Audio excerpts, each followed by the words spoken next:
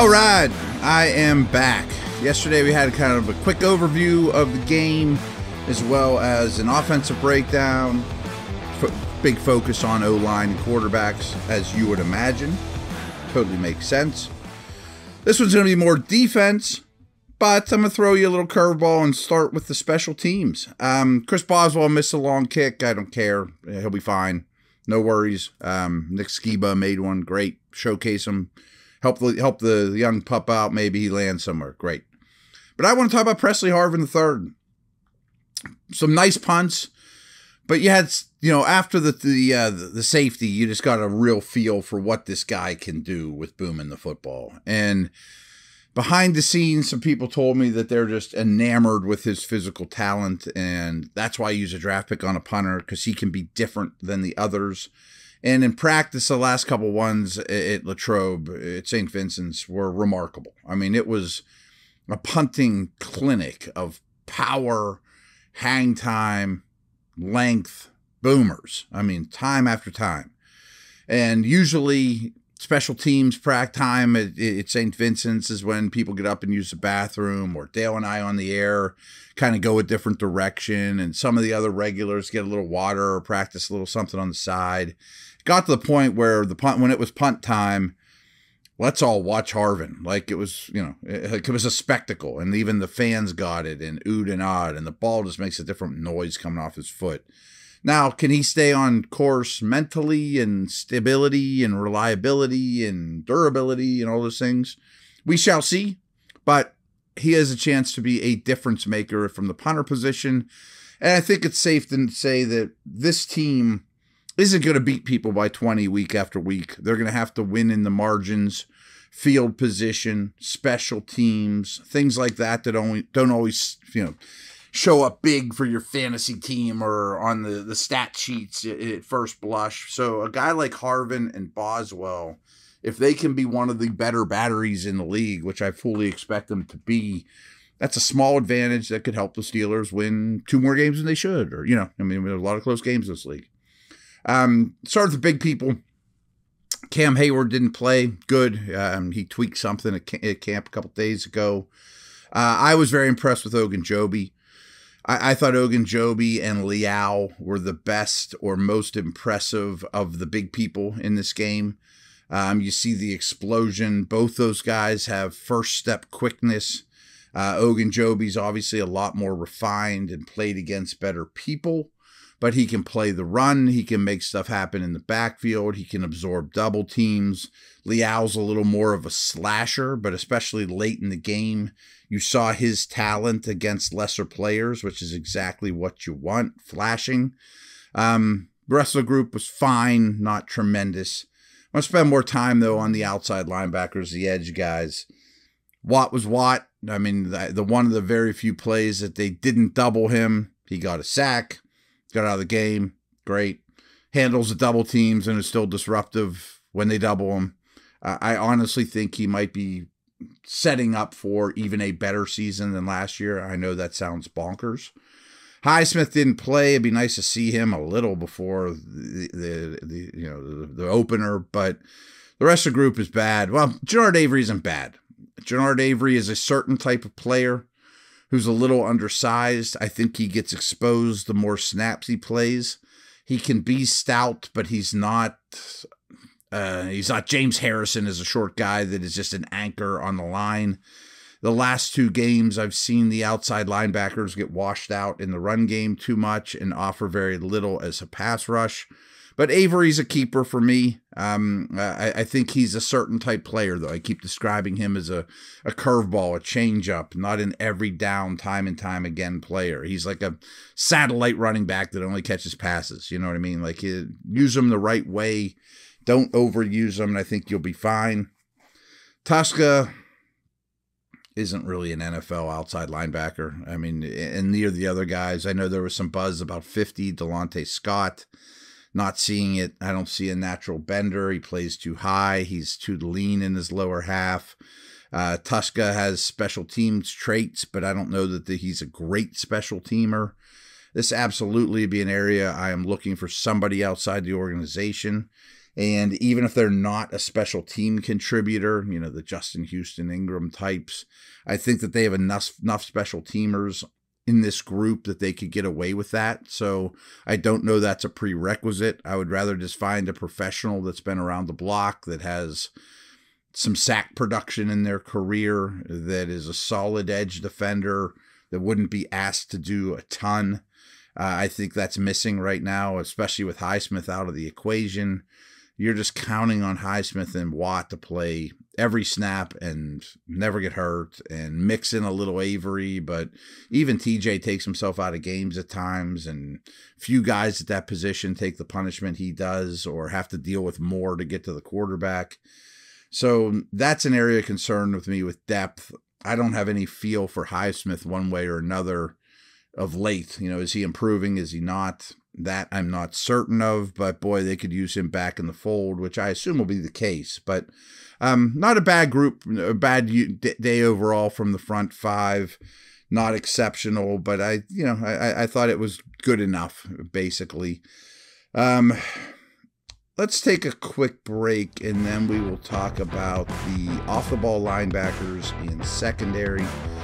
Steelers defense was on the field a lot more than the offense in this game, but I still think the offense is more of the story. So we'll be back here now.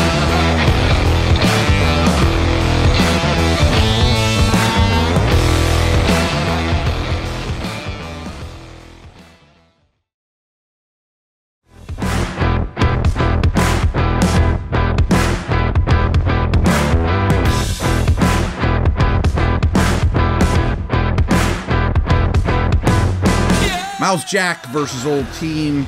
Let's see, he had a little something extra there. I have no reservations about him. Thank the Lord Miles Jack is on this team, because imagine where this position group would be without him. I think he will be very much a stabilizing force. I think you're going to see more big nickel with three safeties on the field. I think you're going to see more dime.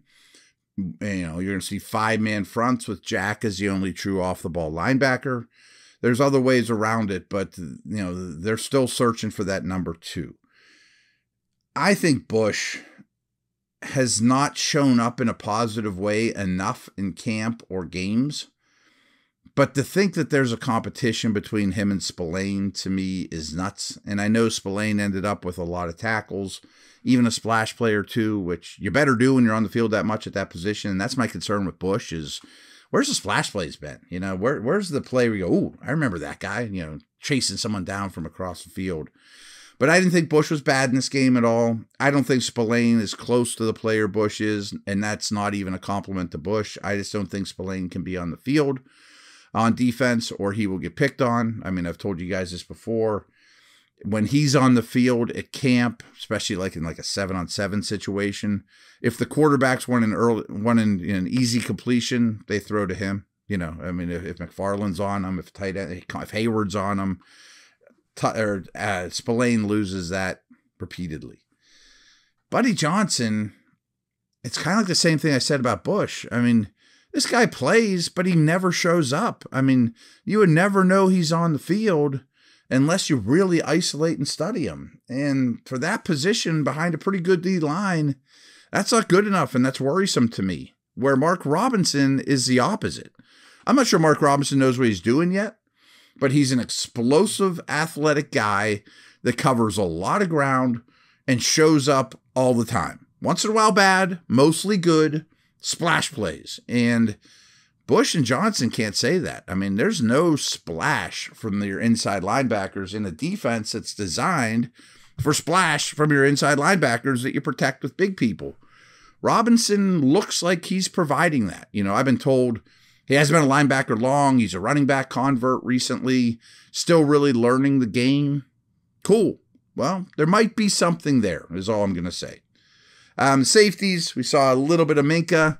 They asked me actually in the pregame show, what are some scheme changes we might see on defense? And I mentioned the use of Minka could be different. And early in the game, you see Minka blitzing and being down by the line of scrimmage. I think with KZ being here, which is a great addition, opens up a lot more avenues for Minka to affect the game. But Minka's Minka. He's great. KZ keeps making plays week after week. Versatility, tough, can play deep middle, which allows Minka to do more things. And I know Edmonds has kind of lived in the doghouse here. And it still amazes me. Guys like Rudolph and Harvin and back to Bud Dupree, certainly Bush. They get in the Steeler Nation doghouse and they never leave. Edmonds is never going to be Troy Polamalu, folks. But he is a solid player that is making a lot of plays near the line of scrimmage. Highly versatile. I tweeted out something after Derwin James signed about James and Edmonds were used in the greatest variety of ways of any safeties in the league last year. Slot, box, deep, all the different things asked of safeties is what they asked of Edmonds, much like Derwin James. Derwin James is better, folks. That's not what I mean.